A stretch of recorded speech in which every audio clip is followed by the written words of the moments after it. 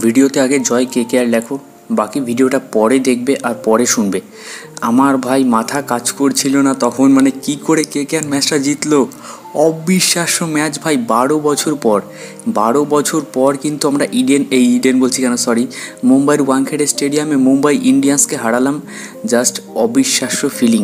আমি তো ভাই স্টিল বিলিভ করতে পারছিলাম না ম্যাচটা জেতার 10 থেকে 20 মিনিট পরেও যে কী করে ভাই জিতলাম ম্যাচটা।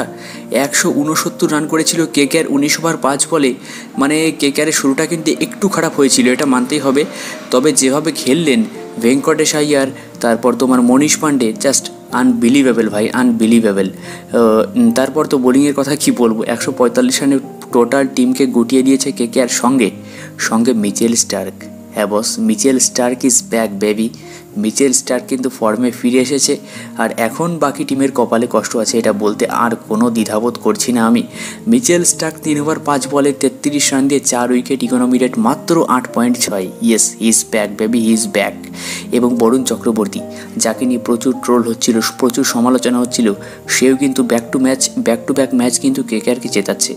আগের ম্যাচটাও জিতিয়েছে এবং এই ম্যাচটাতেও কিন্তু 4 ওভারে মাত্র 22 রান দিয়ে 2 উইকেট। অন্যদিকে সুনীল নারিন, ভাই তুমি তো ভাই বরাবরই আমাদের কেকেআরের লিজেন্ড, আইপিএলেরও লিজেন্ড বলতে গেলে। সেও কিন্তু 4 ওভারে 22 রান দিয়ে 2 উইকেট। সঙ্গে আমাদের সবার প্রিয় অ্যান্ড্রে রাসেল 4 ওভারে 30 রান দিয়ে 2 উইকেট। জাস্ট দুর্দান্ত টিম কম্বিনেশান, দুর্দান্ত প্রত্যেকটা প্লেয়ারের ভালো পারফরমেন্স। সঙ্গে কেকেআর কিন্তু এই ম্যাচটা জিতেই নিয়েছে। 10টার মধ্যে 7টা ম্যাচ জিতে গেছি ভাই আমরা।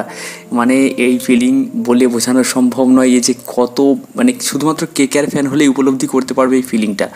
আমি আর কিছু বললাম না, বাদ বাকি তোমরা ভিডিওর নিচে কমেন্টে জানিয়ে দাও। সঙ্গে পরবর্তী ভিডিও কোন টপিকে চাও সেটাও নিচে কমেন্টে জানিয়ে দিও।